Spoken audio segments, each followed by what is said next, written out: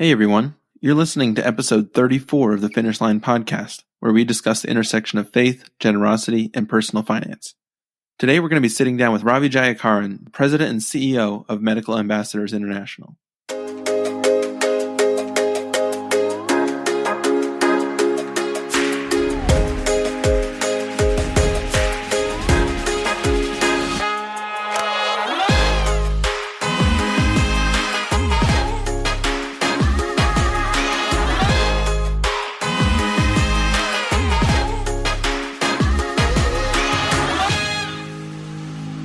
Ravi currently leads Medical Ambassadors International, which works to sustainably transform communities around the world through Christ-centered partnership, resource assessment, and customized training.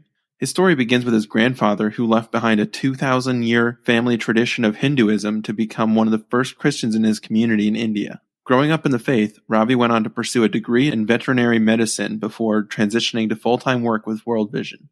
In 2017, he took over leadership of MAI full-time. Medical Ambassadors began as a traditional medical mission trip style organization with U.S. surgeons providing medical care in Vietnam and several other countries. Over time, MAI expanded well beyond medicine to a broader community health model known as Community Health Evangelism, or CHE. Since then, MAI has amassed lesson plans on over 10,000 topics from rabbit rearing to mushroom harvesting to microenterprise to serve over 2,600 communities in 75 different countries. Ravi has amazing insight into what it takes to drive sustainable change rooted in the gospel. Listen now to hear what he has to say. Before we get started, I just wanted to remind you about our Finish Line sprints. If you've been getting a lot out of this podcast and are looking for a way to take it to the next level, you should consider starting or joining a sprint. A sprint is a guided program for small groups meant to lead you through the overarching biblical themes related to wealth and money, while allowing you to explore the restored freedom and purpose that comes with choosing a financial finish line. The Sprint Guide is completely free and available on our website at finishlinepledge.com/sprint. Sprints are also completely self-led, so you don't need a trained leader or someone who's been through the program before. All you need are a couple friends to get started. So check it out and get a group together today. With that, let's get started. Well, thanks so much for joining us this evening, Ravi. We've been really looking forward to speaking with you. It's a pleasure joining you guys. Thank you for having me on. I'm hoping you can just get us started with a little bit about your background and your story. Okay, I grew up in India and was in a nominal Christian family. Nominal because my parents were nominal. But my grandfather, from my dad's side, had a dramatic conversion. He was a Hindu priest. Someone came as an evangelist in his village and shared the good news. He got interested, got curious, finally ended up becoming a Christian, follower of Christ, and got thrown out of his family, a traditional family that could trace their ancestors over 2,000 years. And they'd never married out of that, never followed any other gods but their Hindu gods. And when he became a Christian, my great-granddad cut him off, and he gave him time. He said, 13 days. We'll have a funeral for you. You'll be considered dead. And if you come back on your knees begging for forgiveness, we will take you back and all will be forgiven. And the short story there is he never went back. And praise God, he never did, because he went on to become a pastor and an evangelist and led the new place that he moved to the Lord. There were very few people. He belonged to a group called the Chettiars, and very, very, very few Christians among the Chettiars. So that was kind of our background. Yet my dad was nominal, and he raised us as nominal Christians. That was when I was 21, went for a youth camp. I was in university, and at this camp, for the first time in my life, I heard about being born again. We went to church regularly. We went to the local Anglican church because my dad was in the army, and I had never heard that you must be born again. So I checked in this little Bible that my mom had given. Not a very small Bible, but it was nicely zipped up, a white cover and nice zip up, side with gold and all that. I'd never opened it. Started checking everything. Somehow I believed that my mom had given this to me, so it should be real. And I checked up every one of those things, and it actually said, you must be born again. Unless you're born again, you can't even see the kingdom of God. I was like, how come nobody told me that? And then for the first couple of days in the youth camp, I was like, oh, these guys are crazy. I'm the only one that's sane here. And then one morning I got up, and it was just exactly the day after my 21st birthday. And I had planned to have a big party and all with my friends, but somehow God just stopped that. And I was still at this camp. And I got up that morning, it was the 26th of October, and I said, what if, what if they are right and I'm wrong? Then I'm in trouble. So I said, God, I never did not believe in God. I knew he was up there somewhere, but nothing to do with me. I said, if you're real, if you're there, if I haven't pushed things too far, give me another chance. And God just started piercing my heart. He spoke to me like such a powerful way. I thought, everyone at that youth camp would come to the Lord. Turned out to be the only one that responded, because I was like so convicted. The last message of the day, I was praying, Lord, if it's not too late, give me another chance. And the preacher stopped preaching and he said, I want to pray. If there's anyone here who doesn't know Jesus and would like to receive him as Savior, raise your hand. And I was like, I had both my hands up. He was like, I see both your hands, brother. Don't worry. And that transformed my life. It changed my perspective. I made a commitment to him that if he show me what I need to do, I will do it, no matter what. And as often happens with God, he says, okay, that's good. And he let me continue, finished, did well at university, became a doctor. By the way, a doctor of veterinary medicine, far removed from where I am right now. But the principles that I learned were just the things that I needed to learn. And went into practice, did various things. And I was with an NGO, with the corporate sector. And at a point of time where God said he wanted me to move into more holistic development. So sharing the good news through word and deed. I was in a secular organization at this point of time. So I joined World Vision International, first in India. Then God took us to Cambodia, from Cambodia to China, from China back to Cambodia, the Asia Pacific region. So I was food security and disaster mitigation advisor for the region for 18 countries. And then God moved us to another place. So I was working with the Asian Development Bank, then United Nations Development Program. And then the Lord brought us to the U.S. I keep saying us because along this journey in 1977, I met my wife. And she and I are born again on the same day, a year apart. I didn't know she existed. So that's the powerful way the Lord works. And, he kept my sort of status by allowing me to be born again a year earlier than her, but on exactly the same day. So we moved to the U.S. I worked with another international organization.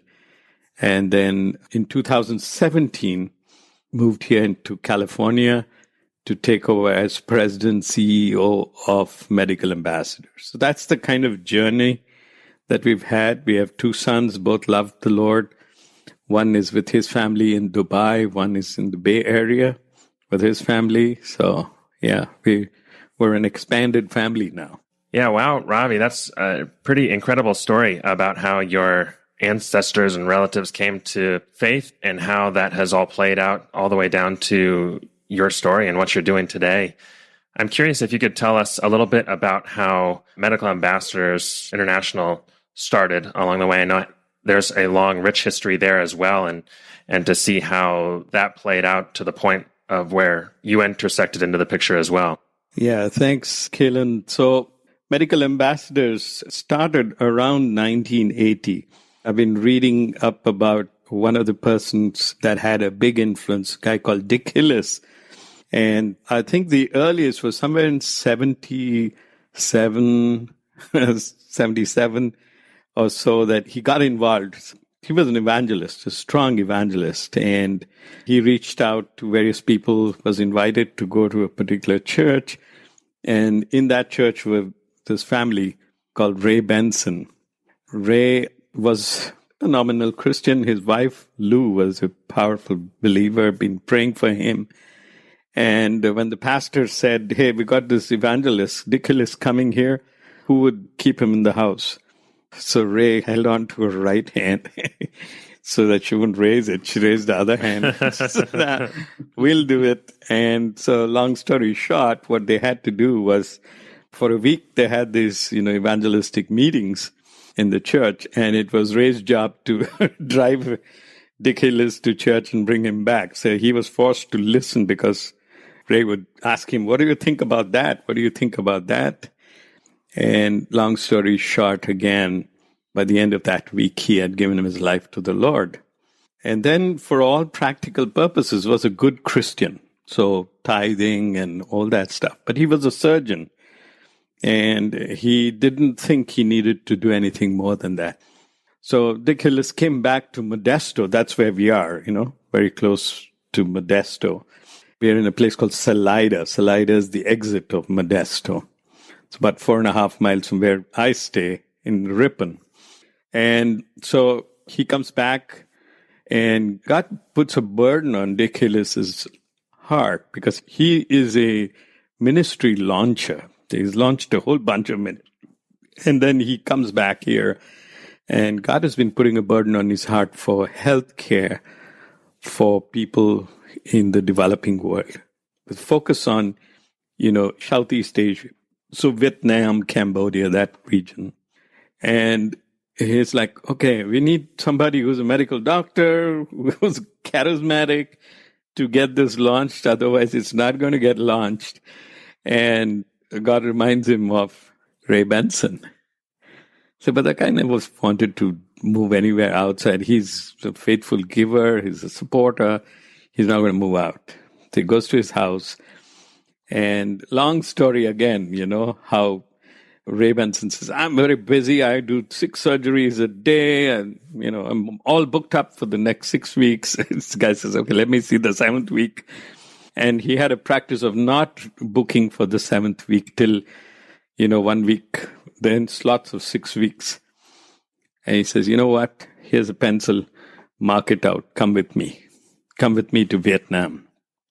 And then the rest of the story best told in the words of his daughter. I managed to speak with her. She was 8 at that time. And she's probably, in past retirement now. And she said, he was gone. Dad was gone with Dickelis for over a week. We had no messages, no telex messages. You remember telex messages? I tell the people in my office, and it's like, what is a telex? So no telex messages from his office, nothing. We had no idea what happened. No phone calls. Of course, you couldn't make international calls that easily. And then she says, and he came back. And as he walked into the house, we knew something had happened. He was a different man. And so there's deep burden to serve and make medical care available. So that's how we got started. 1980, officially, got started. And he would get hold of doctors. He would get up there and preach and say, we need to go and help these people. They're struggling. And people would just get up and count me in. I'm going for 10 days. I'm going for this. And so that's how they started. So medical professionals going out there. And the first stage was provision of services. Provision of services, healthcare, including medicines and, whatever buildup is required for clinics and stuff. And they started doing that. That was the first stage. And it continued for a long time. Then the second stage, we brought in, as Ray Benson was coming to the point of retiring, he brought in another doctor called Dr. Paul Calhoun. And Paul Calhoun came in. He was a more public health kind of person, so very focused on prevention of disease and so on. And he was also an analyst. So he started analyzing things, and he said, hey, we're treating the same person for the same disease. but we're not doing anything to prevent it. So we need to build that in. So public health became a part of that. So that's the second phase, the prevention part. So from provision to prevention. So at this stage, you're sort of doing both, providing as well as preventing. And then seeing that prevention is better than cure, that became the biggest focus. And then people were getting better. Their disease levels went down. They were healthier. And then they came back and said, this is great. You've helped us prevent disease. We're not spending so much and not getting into debt. But how do we thrive? Show us how to thrive. What do I need to do to improve my agriculture, to increase micro enterprise? How do I take care of my family better? And initial response was, hey, we're doctors. Public health was enough of a stretch. We can't get into all of this. And they said, well, you're doctors, you should know everything. It's like, yeah, it's not quite that way that it works. So then we came back and started, hey, listen, we can bring experts. Let's bring agriculture experts. Let's bring micro enterprise experts along with us. And so that's how the team started expanding to various things. And they started integrating it. That's the third stage. So provision, prevention, integration. And that's when this whole concept, community health evangelism, came in. So it's really an integrated, holistic development program that's propagated through using simple lesson plans that have a little skit to explain things. It's a simple strategy, 2-page sort of lesson plan that covers it. And it started growing. And then we found this guy in Uganda, a missionary. His name was Stan Rowland. And they brought him in. He'd been calling this community health evangelism. It was actually a very simple participatory tool, where you engage the community in the planning, you engage the community in analyzing its resources, you engage the community in doing what is necessary. So it's sustainable right from the beginning. And, that's how Stan was pursued to come and join us. And, here's an organization that will do all this.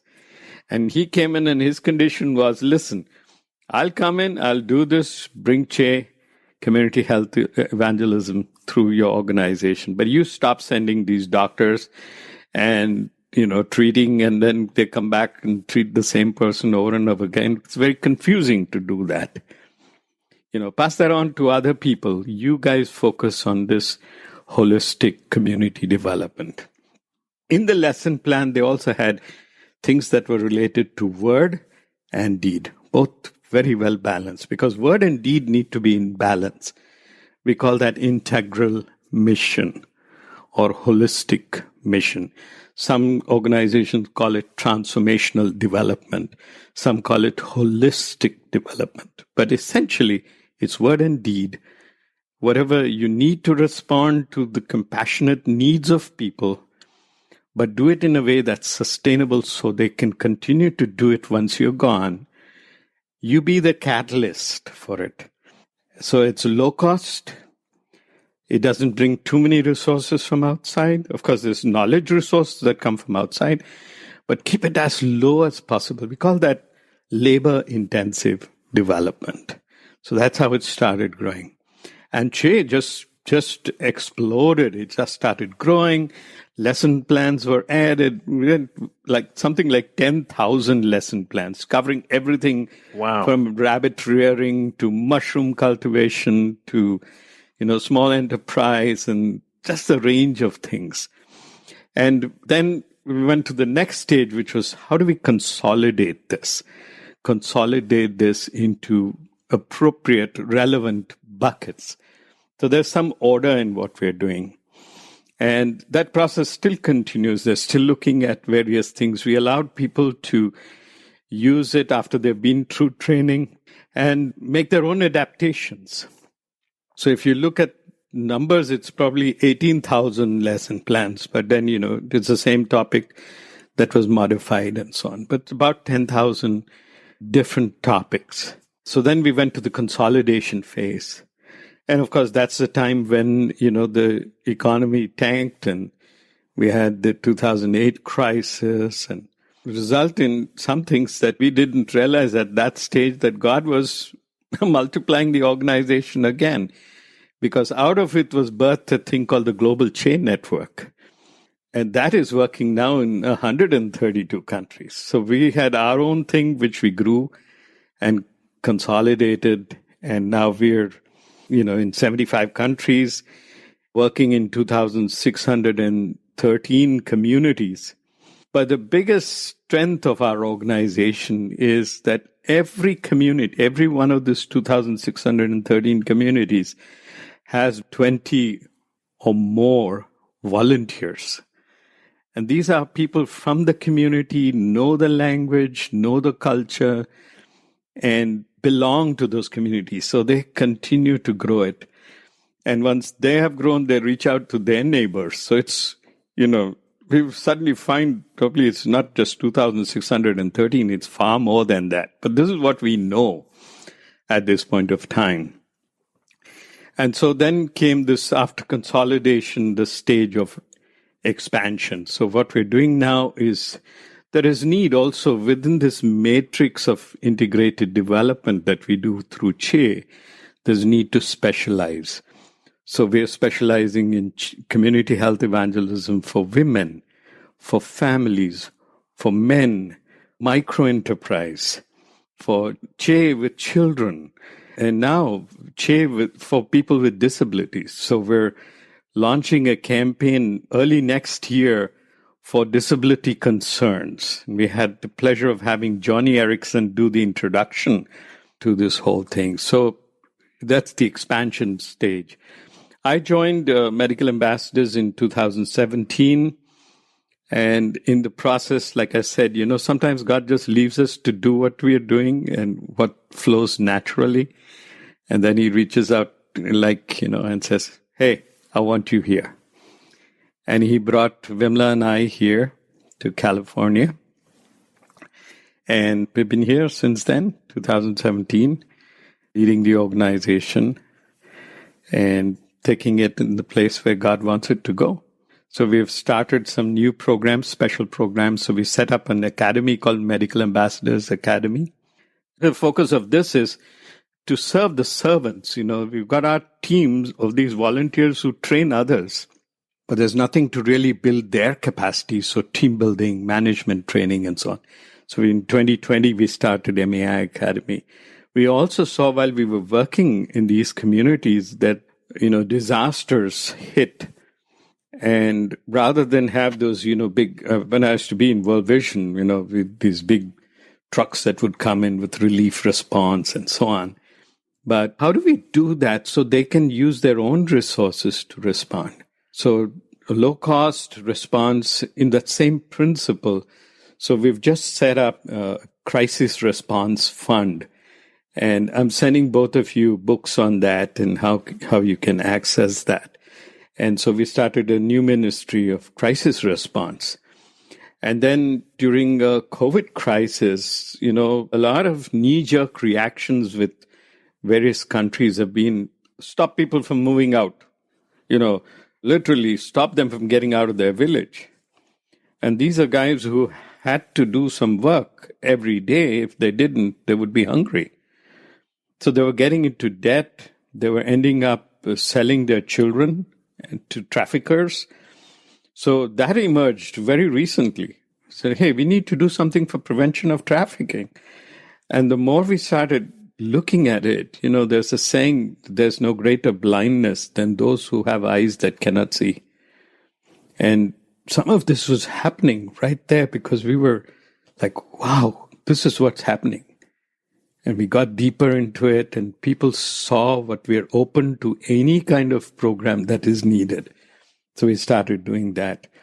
We also found that if you want to get people connected, their heart connected with a mission, then they need to make a trip there. And of course, under COVID, we couldn't do that. So we introduced these virtual vision trips. And it has been just amazing. First thoughts were, can't be done. And now it's getting done. So our next trip, we did DR Congo, 2 trips. It's pretty dangerous to get into DR Congo. And that's where we have lots of our mission work. And then now we're looking at the Middle East, North Africa region. And then we'll to Southeast Asia. And so all of these new places, Northeast Asia, North Africa, and East Africa will also be on the next platform to be done. So these various things have been emerging in terms of expansion of the program. So it's a rather long answer to your short question. Yeah, there's a lot in there that I'd love to unpack during the rest of this interview. I'm really interested, Ravi. It sounds like medical ambassadors started with providing medical services in maybe Vietnam specifically, and it kind of exploded from there over the next 4 decades. And now, as an organization, you have all kinds of solutions, like you said, 10,000 different trainings. And I'm really curious, as you launch new initiatives and as you are making connections and patterns and learning more, how are you deciding what needs to address? How do you determine what are the most urgent needs that you're equipped to meet in the areas where you're working? Okay. So typically every program is tailor-made for the needs of that community. So you get into a community, you do an initial sort of a 3-day seminar on vision casting. Let's draw a map of your village. And this is how it is. And then ask the older people, is this how it always was? Yeah. And then ask the younger people, if you would like to see changes, have you been to any other villages? You saw changes. What would you like to see here? And then they're excited. They're drawing this and we should have this, and community and self-sufficiency. So we don't have to go doing labor work in somebody else's place and leaving our families behind and stuff like that. Okay, so that's what we call a vision. And from here to here, what do we need to do? And some would be, we don't want to dream because you're not going to see it happen. Hey, listen, come to a neighboring village. We'll show you. Or come to that village. And they go and meet them. And then they come back. They're all fired up. This is what we want to do. Okay. All right. So what you need to do is find leaders from your own community. 8 or 10 people who would run the show. You will manage it. You'll run it. And we'll go a little more detailed with that vision training. And once they've seen that, people are really, okay, that's what we want. They say, now, each of you 10 guys, choose one person who will be a Che volunteer. We'll train that person, but it's got to be someone you trust, not your relative or your friend, but someone who will, once they're trained, will go out and do work. So they start this, and then we train these guys. And then we do a sort of a community analysis. We call that ABCD, so asset-based community development. So what do we really need? What are the resources we have? What are the things that need to be done here? And so then you tailor-make that program. So we do a TOT1, so training of trainers. And then that's about what you need to have with them. These are the things. So this is a mix. Out of this 10,000 lesson plans, we just need to do 15 or 20 things. Because if they don't have any chicken raising there, you don't need to do chicken raising unless, there's potential opportunities there. So with the resources that they have, what is the best to do? So sustainability then becomes an important thing. Otherwise you have programs that get done and then they're not sustainable because, the 3 S's are not connected. So you need a supply of raw material. You need skills to manage that. And then you need sales of that. So here it becomes sustainable because those resources are there. They didn't know the skills, so build up the skills and then there's a market for it. So we look at that and then do the training. And then the external trainer, who's also a volunteer, comes, trains, and whatever they learn, they go out and train others. So the first year you have like 2% of the community knows about Che. And then we've got these, 10 people who are now the Che volunteers who've been trained. You have 10 supervisors, kind of the team that manages the leadership. And that each of these guys, over the course of 1 year, reaches out to 15 households. So you've got 150 households covered by the end of the first year. So what we say is first 2%, then 15% of the community knows Che. And we tell them the things that you have learned. So sanitation, encouraging to be vaccinated, kids to be vaccinated, having a garbage pit, having a latrine, all of those things should be practiced by you. So that's called a Che household. So they develop their own sort of checklist. Are they doing this? Are they also doing Bible study? So each thing has a lesson plan on actual thing that you're doing plus a spiritual dimension. A filter, a simple water filter will filter out all of this. But you have sin in your life. How are you going to filter that out? There's no physical filter. There's the Lord Jesus that cleanses you by his blood. And then as we go in, it's so perfectly synced. There are people coming to the Lord. It's the end of the first year. Now these, 150 people, households have been reached. They themselves now reach out to another 5 to 7 in the next year. So you go from 2% to 15% to 75%. And by the end of the 4th year, you got the whole community knows about community health evangelism. And what we found is at least a third of those are Che households. Because not everyone practices what they've learned, right? But in due course, they will, because they see the benefits. But the beautiful thing is out of the Che households, at least 50% of them have become believing households. So this is in a community where, you can openly talk the gospel. So in countries that are, South America and other places, East Africa, West Africa, Central Africa, parts of West Africa, because Nigeria would be a challenge. But, Ghana and these places, that's completely open to the gospel. In fact, recently in Cote d'Ivoire, Ivory Coast, the government saw a program and said, we want to introduce this in all the medical colleges, all the universities, all the doctors and nurses must learn Che. And I said, hey, by the way, we know yours is a Christian organization and you have Christian programs, but this is an essential part of it. So we're seeing this multiplication taking place. So it's relevant to the community's needs. It builds on the existing resources and it makes sure that it's holistic. So it continues to grow. Ravi, that is just a truly incredible model. And just to hear all the layers of that and how that has built out. I will say, I just read When Helping Hurts not too long ago after we had probably 5 or 6 different podcast guests mention it or quote it or recommend it. And after reading that, listening to everything that you describe is almost like textbook best practices for what they talk about in that book, even down to the ABCD, asset-based community development, and the focus on training instead of just pouring resources and materials in, but really focusing on not only the physical resources, but the human resources that are already in a community. And you guys have just really embraced every single aspect of that in what you're doing.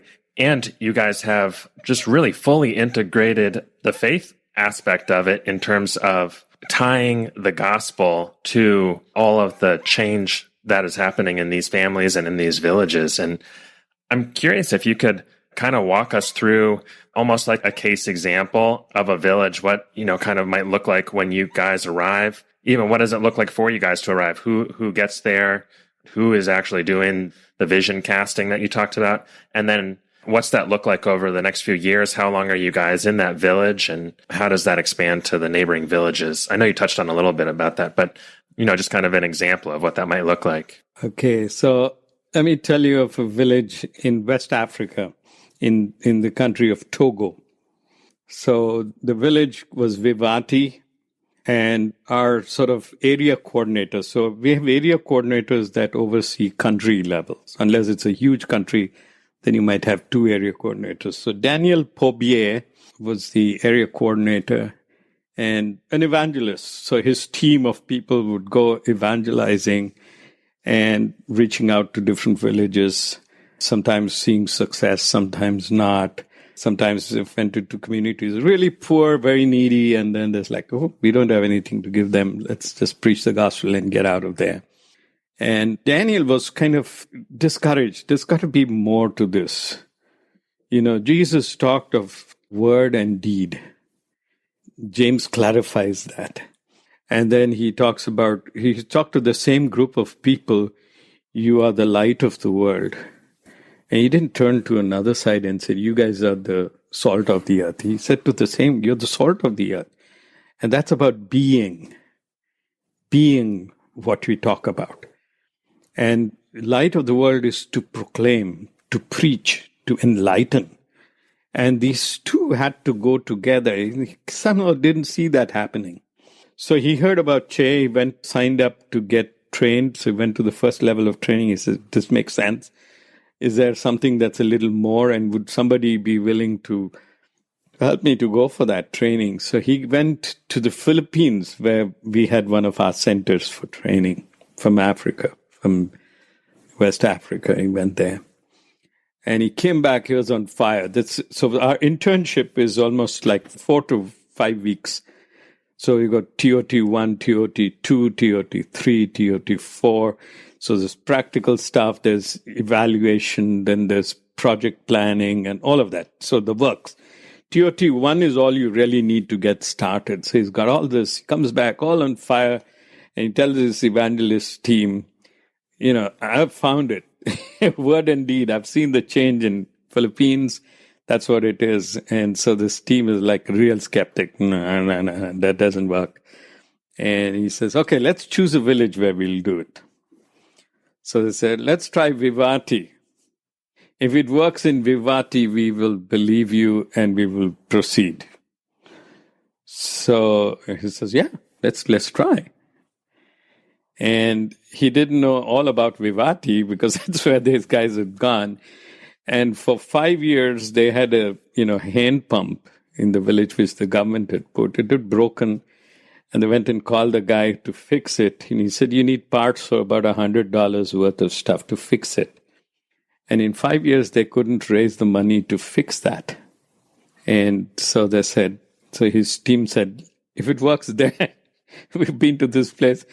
Many mission agencies have retired from there. They're like, there's no way we can do any changes here. They're steeped in witchcraft. They have totem poles everywhere with these voodoo doctors and stuff like that. So they're going to this village called Vivati. And Daniel's there. I saw it happen in Philippines. It should happen here in my country. So they go get started. And they can't even get 10 people to be in the leadership. Okay? Village of over 1,000 people. So they get these 7 people together. And one of the most vocal of the lot is this lady called Tassi. So Tassi says, get on with it. 7 is enough. I'll make up for the rest. And then she says, I like your program. And I can see this is about Christianity. So I just want to let you know, lots of mission agencies have come here and gone. Nothing's happened. But I like your program. I like this whole thing of clean water and everything. So they start a training program with 7 people. And 6 of the 7 people come to the Lord. That was not the focus of the training. The training was how to build up Che volunteers and stuff. The one that didn't become a Christian was Tassi. She was also a witch doctor. And she said, I will never become a Christian, but you go ahead with this. So now they said, listen, we needed 10 volunteers, but you guys only 7. So let's do a training for 15 people. So find 15 people. So they trained the 15 people. And at the end of the 15 days, the 1 week training for these 15 people, all of them come to the Lord, which makes Tassi even more agitated. And she says, there's never any way I'll ever become a Christian. So don't waste your time. And then they started their work and reaching out as things started changing in the village. More Che households, people caring for one another. Then someone said, hey, listen, we've got this hand pump here for so long. Let's put in some money and let's fix it. So they fixed the hand pump. The hand pumps get this good water coming out.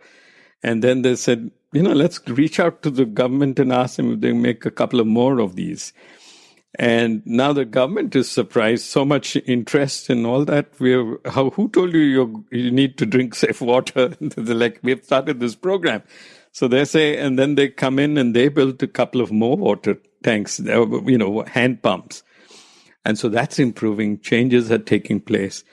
Every time they meet, they have a little, time for devotion. And then as the devotions finish, then they start their actual meetings. And Tassie would sit facing in the opposite direction, away from them, so that everybody knew that she's not one of these guys. And as soon as they finished, she would get up and come and stand right in the middle of the group. And she said, I will never become a Christian. I see lots of people are becoming Christians here, but I will never become a Christian. So don't waste your time.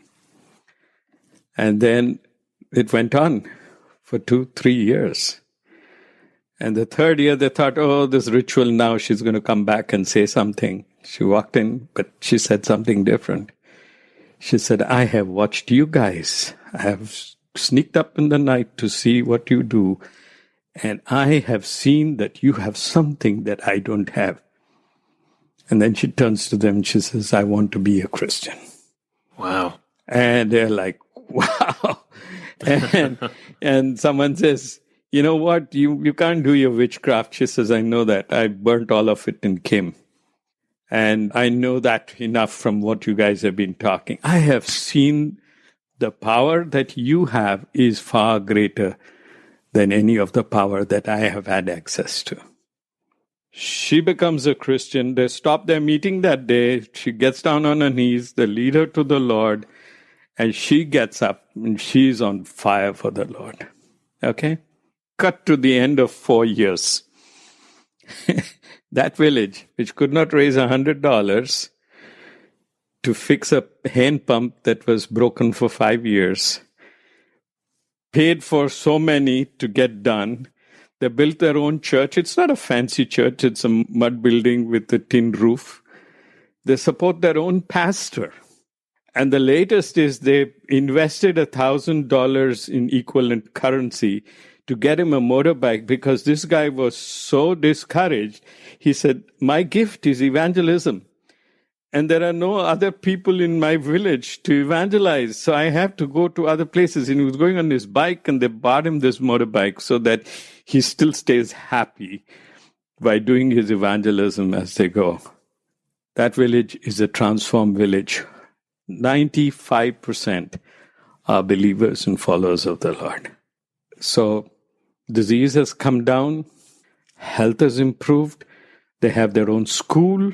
They have, a church saw what they did and they said, we're sending you solar panels so that you can have a night school in the church building at night so the kids don't have to sit next to a kerosene lamp and smell that smoke coming in.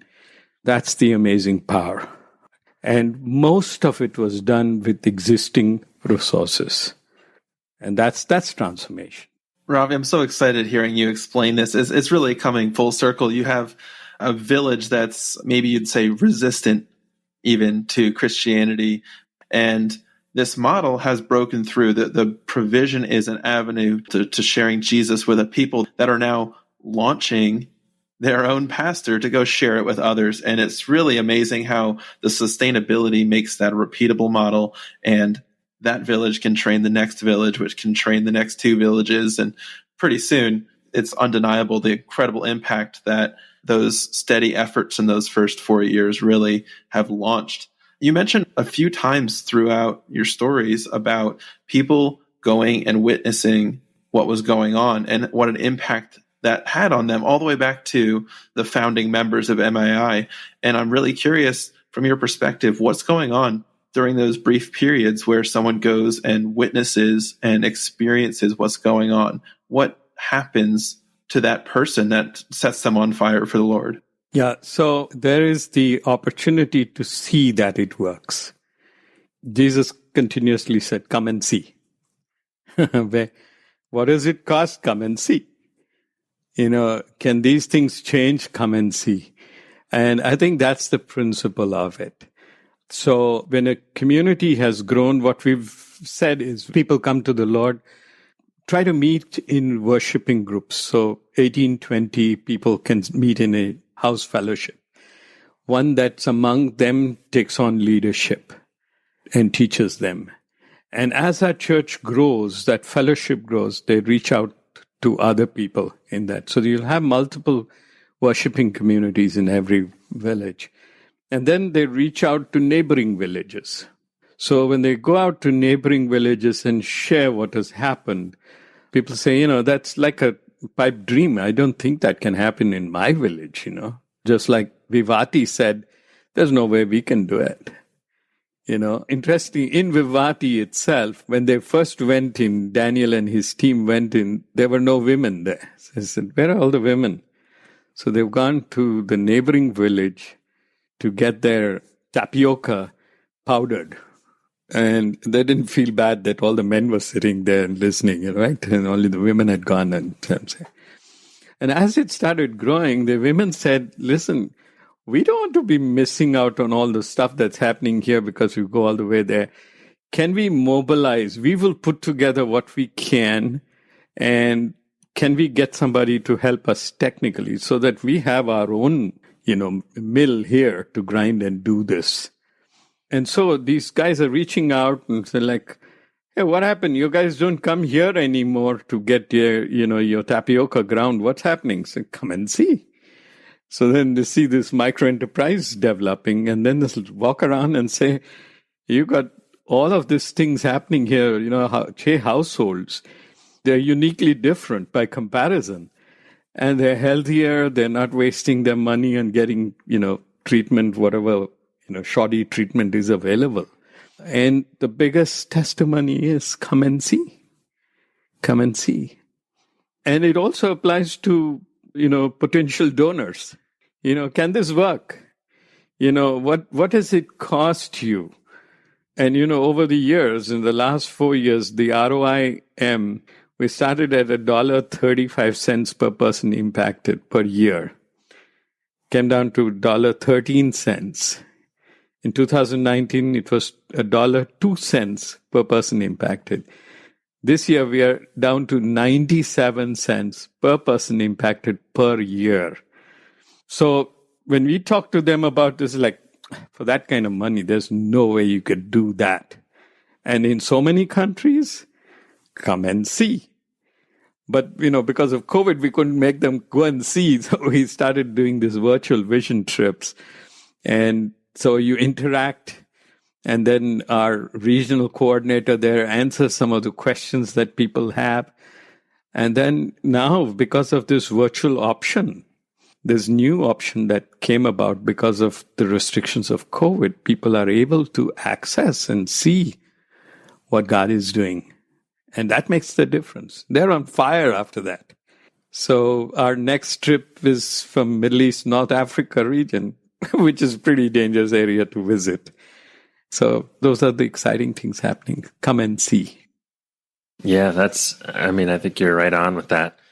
You mentioned about specialization, you kind of developing the Che model in some specialized contexts. I was wondering if you could tell us a little bit more about some of those contexts and what's different about it when you are approaching a specific population or a different kind of context. Right. So the basic sort of foundation is the Che, integrated community development, without digressing from that. So the way we would do it is if you come to my office, you can see a tree. So the foundations, the roots are the same principles. So community ownership, community empowerment, low resource or low external resources, those are the foundations. And the sort of the central part of the tree would be the Che principles. and then whatever is appropriate for that particular community. And the specialization will be more focused on that. So, for example, we had this program called Women's Cycle of Life. So our international coordinator for that was very focused on, I've worked with women, let me do that. They have some unique problems and we can start doing it. And so they started doing this program. And the men were like, hey, all our women are there and they're doing it. We see lots of changes in them. What about us? We also matter. So guess what they call that program? Men Matter. So when we tell that to other people, they're like, what a weird name for a program. So we tell them the background. And then additionally, it became Families Matter. So the next is microenterprise. We're looking at microenterprise. And then what we found, and I'm quoting Johnny's figures, 1 billion people globally have disabilities of some form or the other, starting with minor to severe disability. And if you look at disabled people per se, they constitute about 80% of them are poor because they're marginalized, they're left out of opportunities, they're slow to catch up.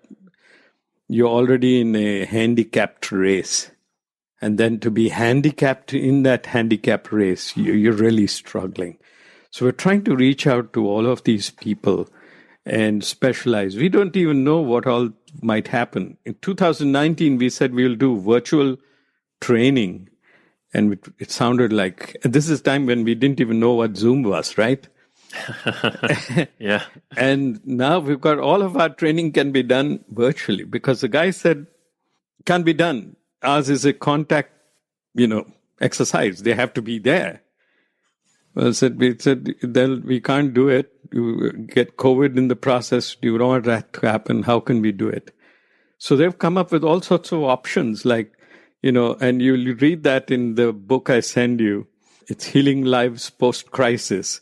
How they used cell phones and this and that, sometimes just photocopied and sent it using text messages and stuff. Because the further down you go, the harder it is to use technology.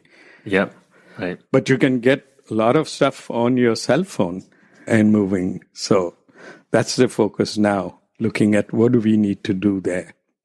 So whatever is appropriate, whatever is relevant to that context, we're trying to bring in. So, Ravi, I imagine the scope of work that you do and the amount of countries that MAI is working in could be extremely expensive, but instead you've found that costs are decreasing all the way to under $1 per person, and that's astounding. And I'm wondering, is that a product of a organizational focus on efficiently using these dollars? Is it a matter of the model getting improved? What is behind that, and why is that so important to MAI? Yeah, so we've tried to maximize what we're doing, the impact, to do things more efficiently and effectively. And so we're constantly looking for that. We've set up a tiny little studio using, whatever local stuff, but it can do whatever is state of the art in training. So whenever we find someone who can talk on something, we do that, and it can go down and get translated for people to use. So the drive is constantly to see how we can be more efficient and effective. So that happens in two. So of course, while we're trying to continuously generate more revenue, we're trying to be efficient in the way we use it, and we try to maximize it by having more people impacted through it, and continuously look for better ways of doing that. So we've increased the impact areas. We've had more programs increase. So we added 113 new communities. So that's roughly 800 to 1,200 people per community. So on an average, about 1,000. So that's the number of people that have been added into the communities as we work.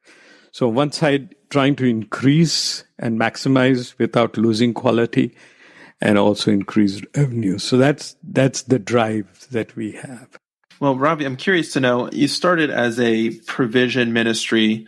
Do you think there is still a role for medical missions where doctors will travel to provide medical services, or do you think that model's no longer as effective as it once was? There's a limit to medical mission trips. And, I'm sure those that do them are going to object to what I'm saying.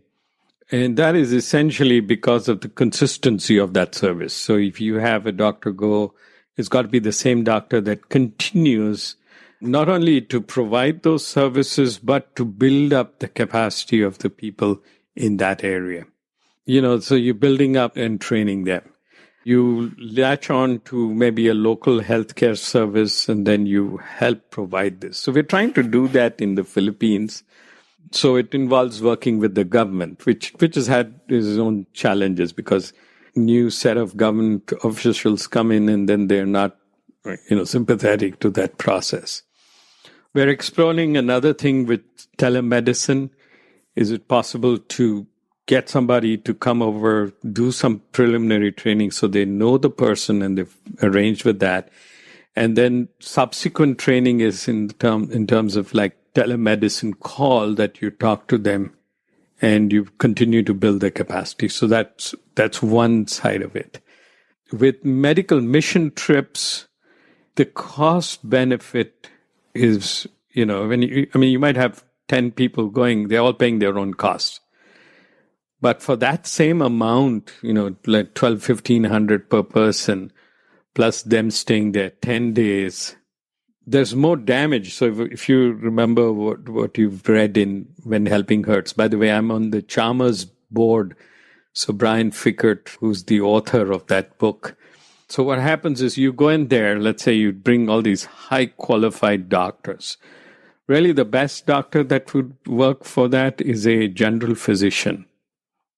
Because you're not likely to get specific cases that people are specialized in.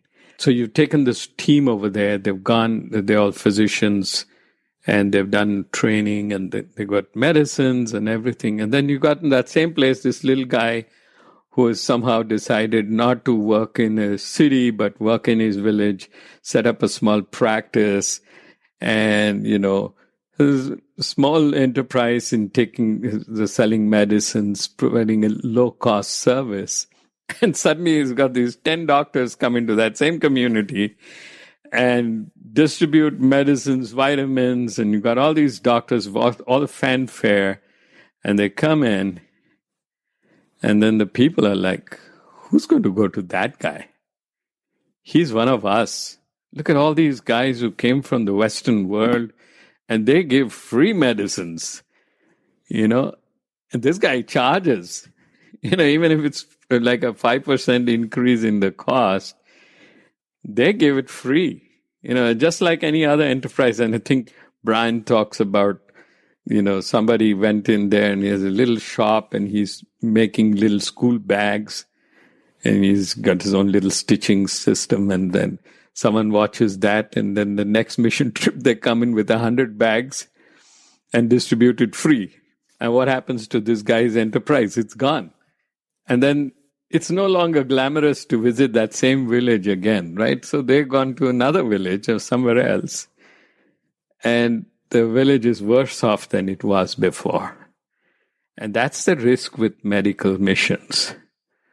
At the same time, what happens is when you have a whole bunch of Westerners come in, they roll in these trucks and everyone's fancy dressed. You tell them not to be, but, nevertheless, some of them would be distributing sweets or things like that, in spite of the fact that you told them not to do it. And what the community thinks is, money bags, visiting. Let's spread our hands out and ask them. They will give us. And it's hard for you not to respond when someone comes and you see an obvious need. And it should not be what is from outside. So what you put into the center of your development is what drives it. If it's community resources, community ownership, community capacity, that's what will drive it. If you bring in external big bucks and drop it there, then that's what they'll wait to see driving the process. So it's, that's why it's when helping hurts. That's a book that had tremendous impact on the global church. Mm-hmm. And it's a privilege to work with Brian Fikkert, because he's one of those, modern day prophets in what he says in that book. And he's written a couple of other books also that you should go and take a look at. Yeah, he certainly has a pretty foundational understanding of what it really takes to change not just a person's life, but a whole community or, even a whole nation, really, right. For the level of impact that is being done through that kind of a model. A community must own its own transformation. But at the same time, a reality is it needs to be catalyzed. And by definition, a catalyst is something by virtue of his or her presence catalyzes change. It's not part of the equation.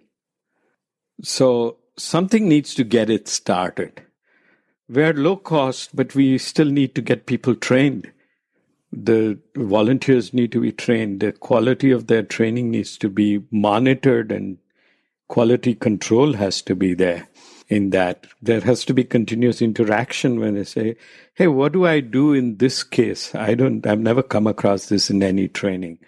So the whole chain can then work on, okay, we've got a case here with this happening. Like COVID hit. Yeah. We're like, okay, what do we do? Let's develop a lesson plan for this. But meanwhile, let's start with, we had this thing on washing hands. And strangely enough, all villagers know how to sing happy birthday. So you sing twice and you use the rougher the quality of the soap, the more effective it is. So they started doing it. And we were able to prevent COVID. And I've got to tell you one more story that's really powerful. This is from Kinshasa in DR Congo.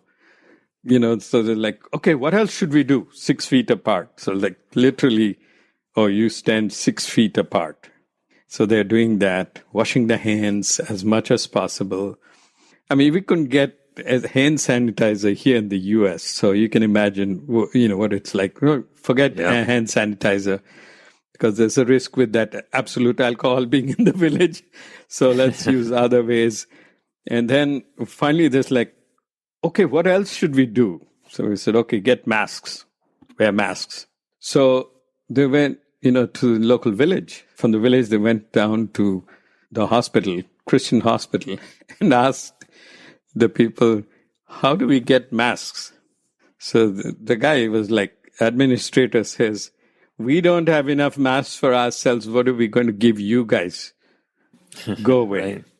So they found out some lady who was working in their village, and she sneaked out one surgical mask. And it had to be green, right? So this green mask with 4 straps.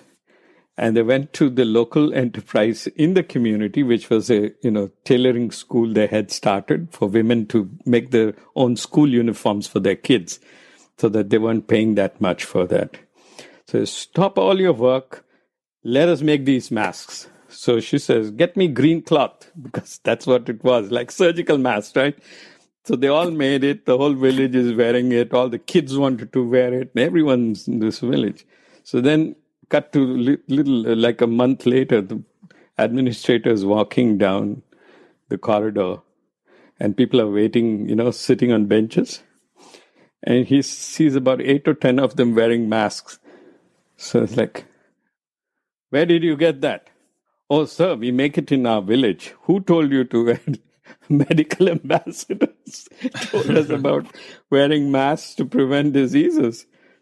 So are you sure you didn't steal it from the hospital? No, sir, these are our own. So they're opening it and showing it. Now put on my mask again. Okay, they're putting on the mask. And then there's this conversation going on. The chief of medical services comes up and he says, what's happening here? So they all made their own masks, and over here, okay, can you bring some of your women from there with their sewing machines? We'll give you a room here. Make masks for us. And then the chief comes up and he says, I want a mask like the N95. So he gives a sample and this, we can make it, no problem. When I read that story, really moved looking at that.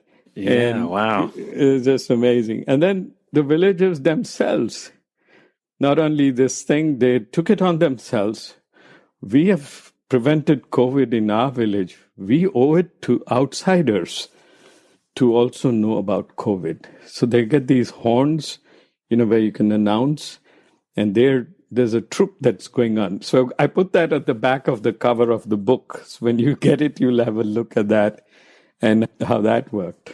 It's so cool to see when people can shift the focus from how do we survive, how do we thrive? That was the original question that you said was being asked, to what is our role in helping others? As it's the story of coming to Christ and starting to walk that pathway. And I think, many, many people who have experienced that journey ask themselves the same kinds of questions. Earlier, you mentioned virtual trips where you can go experience some of these things. I was hoping you could share what opportunities could listeners have to participate more in the work that MAI is doing. Okay, on the website, I think it's still up there, or it might be taken down, but you should be able to find out about virtual vision trips. But if not, write to me. My email is ravi@med-amb.org. And I will send you a link so you can watch the DR Congo virtual vision trip. It's essentially some background to the country, how it moved from Zaire to being what it is, some understanding of what the background there is, and then the kind of programs that we have. And then you actually get to see how some of the groups are reaching out to people and how the program works. So that's essentially what it does. Be on the lookout for the next trip. That I think the nearest one that's getting ready is Middle East, North Africa region. So they'll be visiting Egypt on that trip. So we'll have some historical background. Egypt is so closely connected to Christianity and how God's people went in there and came out. So it'll be good to see that. And then join us on those trips and then become part, because what we try to do out of any of those trips is to find funding for a cluster of 5 Che villages to be, supported over a 4-year period, 4 to 5 year period. So a cluster of the villages would be, 800 to 1,200 is the average size of the village that you will see. In some places where the terrain is undulating, it might be less than that, but it makes it that much more difficult. It costs roughly $1,000 per community per year. So what we're trying to do then is find a group of people who will stay connected with that community. And we'll keep them informed of how things are growing, so they will be able to track the growth and programs and so on. But I would encourage you to go to our website, www.medicalambassadors.org, and get to know more about our organization. The story I told you about Tassie is also on that. So you can go to the YouTube channel there and listen to her. She's not speaking, but you can listen to her story and how things have changed in her community. So those are the ways in which we would love to connect with people. Go to our website, sign up for the newsletter.